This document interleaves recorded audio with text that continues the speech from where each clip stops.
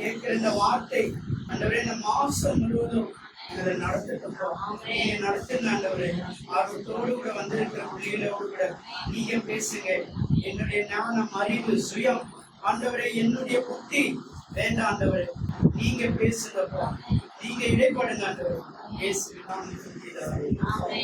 சரி, இன்னைக்கான வாக்குத்தத்தத்தை நம்ம வாசிப்போம். ஆமோஸின் புத்தகம் 5ஆம் அதிகாரம் 6ஆம் வசனத்தை, ஆமோஸ் 5ஆம் அதிகாரம் 6ஆம் வசனத்தை நம்ம கர்த்தரை தேடுங்கள், கர்த்தரை தேடுங்கள், அப்பொழுது பிழைப்பீர்கள். இன்னைக்கு இந்த மாசத்துக்கான வாக்குத்தத்தம் இதுதான்.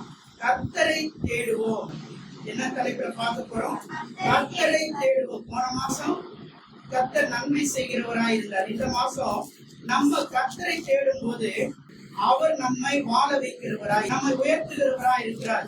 எங்கு போனாலும் கர்த்தர் என்ன பண்ணோம்? தேடிட்டு போகணும். தேடுறதுன்னா என்ன? தேடல்னா என்ன? தேடு. வீட்டுல என்ன பொருளை வச்சுட்டு என்ன பண்ணுவீங்க?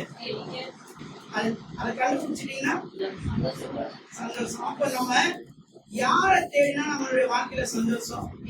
தேவனை தேடினால் சந்தோஷம். நீங்க எதை தேடுறீங்களோ இல்லையோ தேவனை தேடுங்க. தேவனை தேட வேண்டும். அதனாலதான் மத்திய எழுதின சுவிசேஷம் 6ஆம் அதிகாரம் கடைசி 33ஆம் வசனம் என்ன சொல்லுது? மத்திய எழுதின சுவிசேஷம் தேடுங்கள், அப்பொழுது இவைகள் எல்லாம் கொடுக்கப்படும். பிழைப்பீர்கள் சொன்னால் கர்த்தரை தேடினால் உங்களுக்கு எல்லாமே கிடைச்சிடும். எல்லா ஆசீர்வாதமும் கிடைச்சிடும்.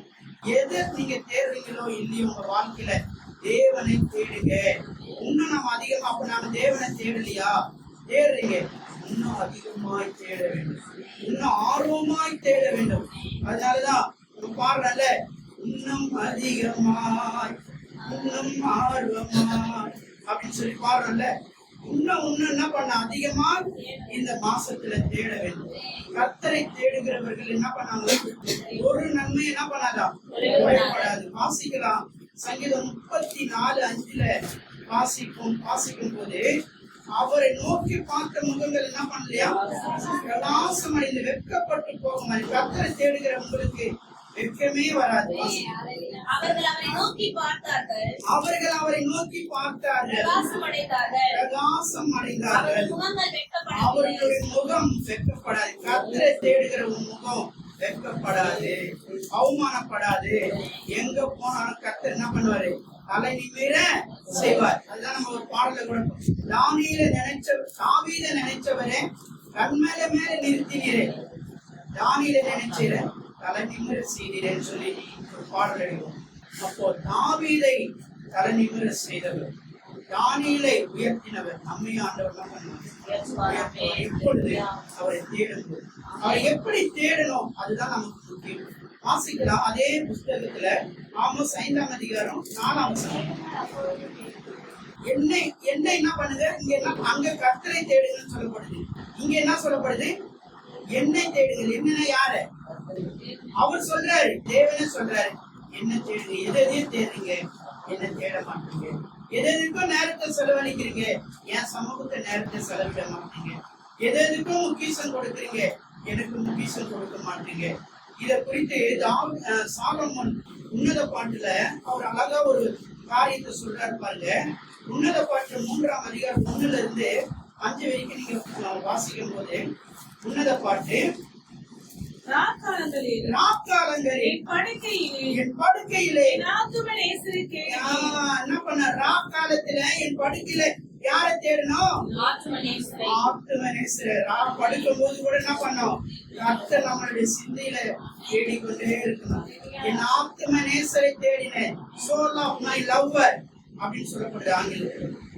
அப்ப ஆண்டவர் என்ன பண்ணா? ஆத்தும நேசரை ராக்காலத்துல பொல்லாத சிந்தனைகள் வரும், தூக்கம் வராது, கெட்ட கனவு வரும், கெட்ட சிந்தனைகள் வரும், எண்ணங்கள்லாம் அலமோதும்.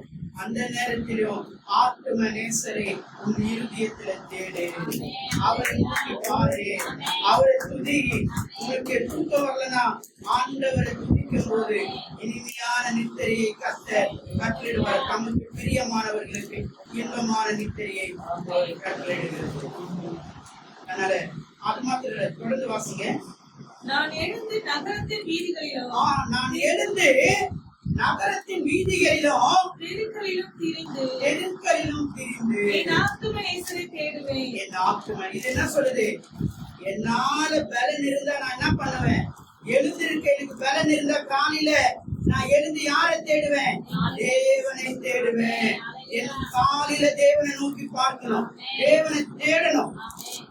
அதனாலதான் வசனம் சொல்லுது பாருங்க.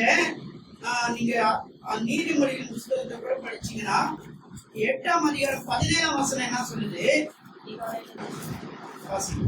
என்னை சிநேகிக்கிறவரை நான் சிநேகிக்கிறேன். அதிகாலையில் என்னை தேடுகிறவர்கள் கண்டடைவார்கள். யாரு தேடணும்? அதிகாலையில யாரு தேடணும்? காலையில 4 மணிக்கு யாரு தேடணும்? தேவனை தேடிட்டு அப்புறம் நீங்க எது நடத்தி. அதுதான் ஆண்டவர் சொல்றாரு, சாலமோன் சொல்றாரு. நான் என்ன பண்ணேன்? தெருக்களிலும் வீதிகளில் என்ன பண்ணேன்? என் ஆத்தும நேசரை தேடுவேன். தேடணும், தேடுவேன். அதை பண்ண தேவனை நான் பற்றி குடிக்கணும். தொடர்ந்து வாசிங்க அந்த உன்னத பாட்டு.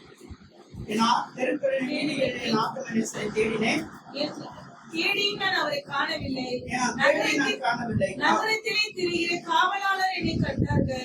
காவலாளர்கள் என்ன பண்றாங்க? பாக்குறாங்க. நைட்ல என்ன இவர் உலாவுறாரு? அந்த காலத்துல என்ன பண்ணாங்கன்னா ஊழியக்காரங்க நைட்ல போயிட்டு என்ன பண்ணுவாங்க? எல்லைய அப்படியே கையை ஒவ்வொரு தெருவுக்கா ஜெபம் பண்ணுவாங்க அதிகாலையில. இப்பெல்லாம் அது கிடையாது. அந்த காலத்துல அப்போ இருந்த காலகட்டத்துல என்ன பண்ணாங்க? ஒரு 4 மணிக்கு 3 மணிக்கு எழுந்து அதே தெருவா இந்த தெருவை ரசிங்க, இந்த தெருவை ஆசீர்வதிங்கன்னு சொல்லி என்ன பண்ணுவாங்க? அப்படிலாம் ஜெபிச்ச காலங்கள் உண்டு. ஆனா இப்போ அது கிடையாது. என் ஆத்தும நேசரை கண்டீர்களா என்று அவர்களை கேட்டேன். நான் அவர்களை விட்டு கொஞ்சம் தூரம் போனேன்.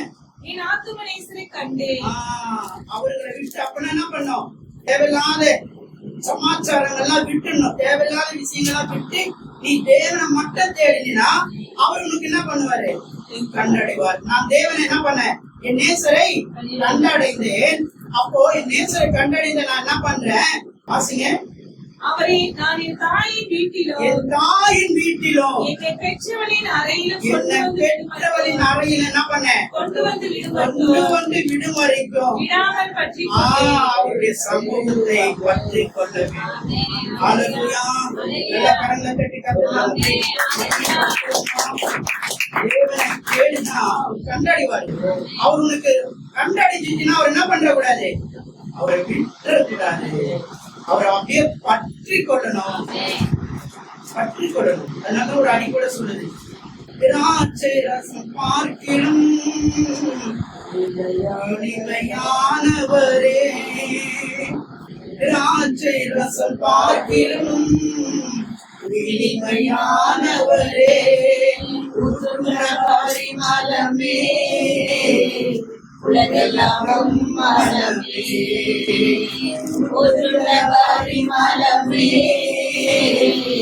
உலகெல்லாம் மனமே.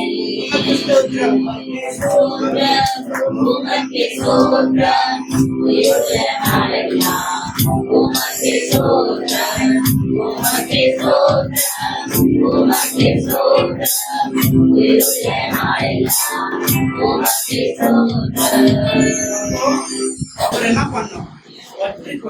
சாலமோன் ஒரு கவிதையா இது இருந்தாலும் இது தேவன் மேல இருக்கிற அன்பு எவ்வளவா அவர் என்ன பண்றாரு, நேசிக்கிறார் என்பதை இங்க காட்டுகிறது.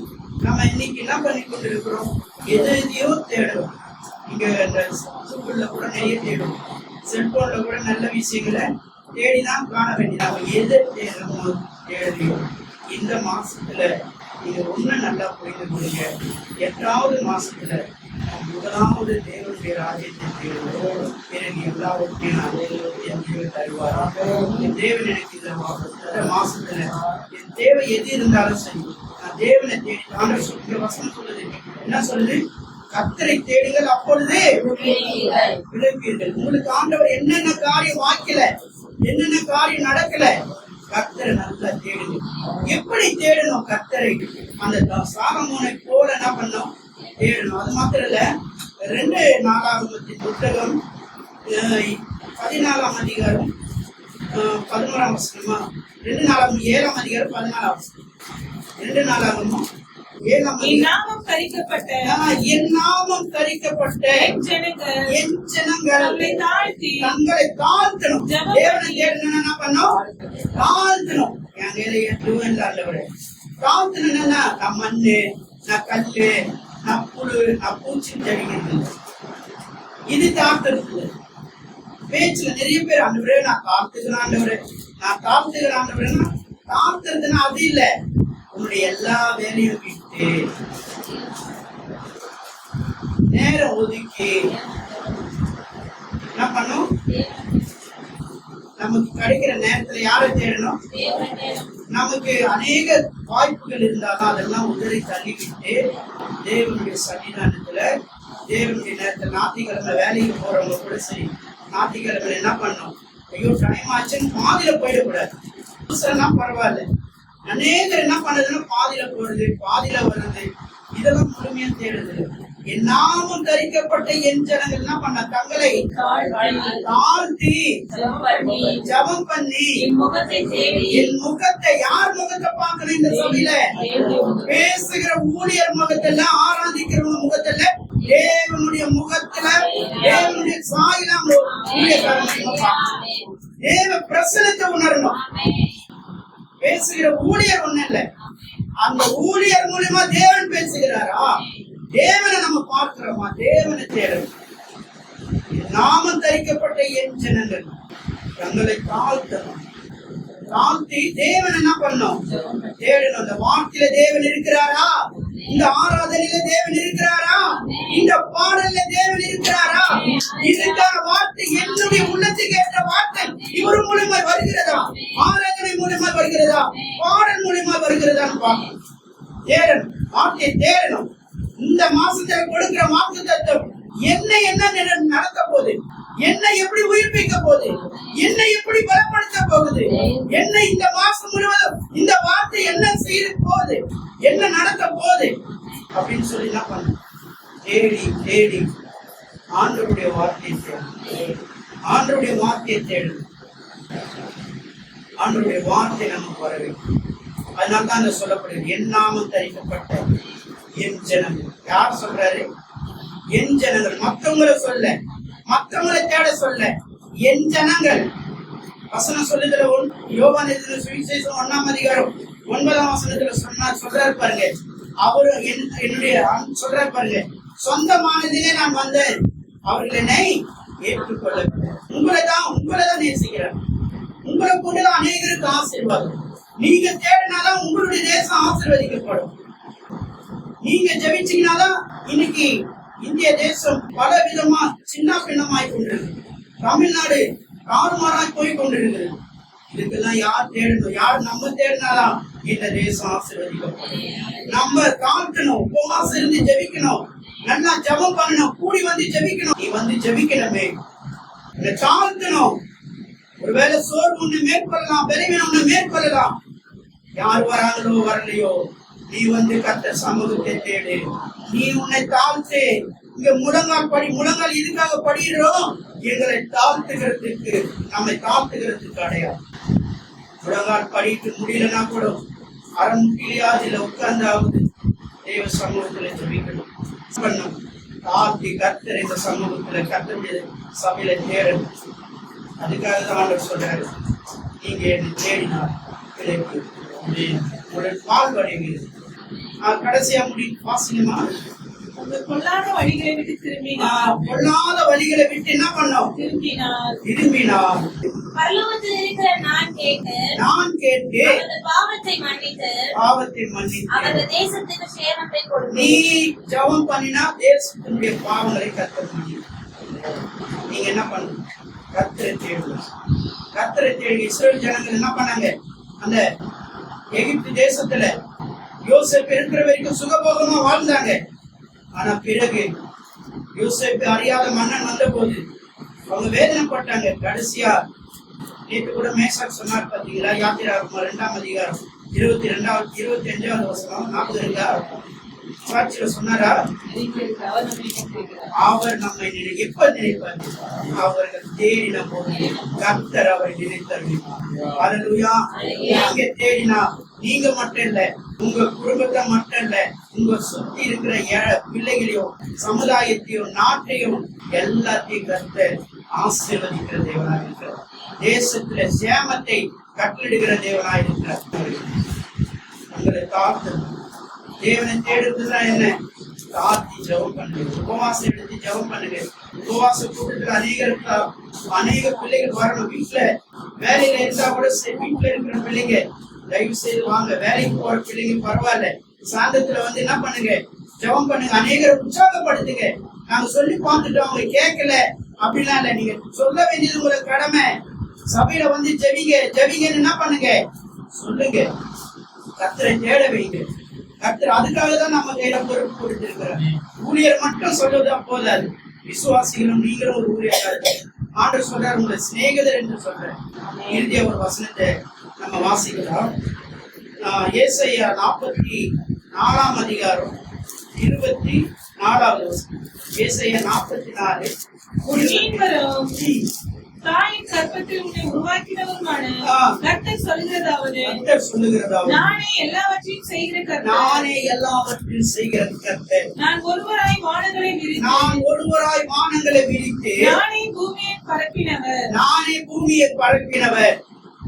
கர்த்தரை தேடினா இந்த நல்ல வார்த்தைகள், ஜீவனுள்ள வாக்குத்தத்தங்கள் வாழ்க்கையில் படிக்கும். அது மாத்திரம் இல்ல, இன்னொரு வசனத்தை கூட வாசிக்கலாம். சங்கீதம் 63:7. நீர் எனக்கு துணையா இருந்தபடினால் சட்டைகளின் நிழலிலே களிகூறுவேன். கர்த்தரை நீ தேடினா அவருக்கு என்னவா இருப்பாரு? துணையா இருப்பாரு. ஃபர்ஸ்ட் எப்படியா இருக்கிறாரு? எல்லா காரியத்தையும் முதல் என்ன பண்றாரு? தேசத்துக்கு சேமத்தை கட்டளையிடுகிறாரு. அது மாத்திரம் இல்ல, அவரை நோக்கி பார்க்க முகங்கள் என்ன பண்றது? பிரகாசம் அடைய செய்யறாரு. வெக்கம் அடையாது. அவர் துணையா இருப்பாரு. உனக்கு வேண்டிய எல்லா காரியங்களையும் கர்த்தர் என்ன பண்ணுவாரு? செய்கிற தேவனா இருக்கிறார். அவர் துணையா இருக்கிறார். அது மாத்திரம் இல்ல, சங்கீதம் 46:1 என்ன சொல்லுது பாருங்க. அதுல தேவன் அனுகூலமான துணையா இருக்கிறார் சொல்லப்படுவார். தேவனே நமக்கு அடைக்கலமும் பலனும், ஆபத்து காலத்தில் அனுகூலமான. நீ கர்த்தரை தேடினா உங்களுக்கு துணை மட்டும் இல்ல, அவர் அனுகூலமான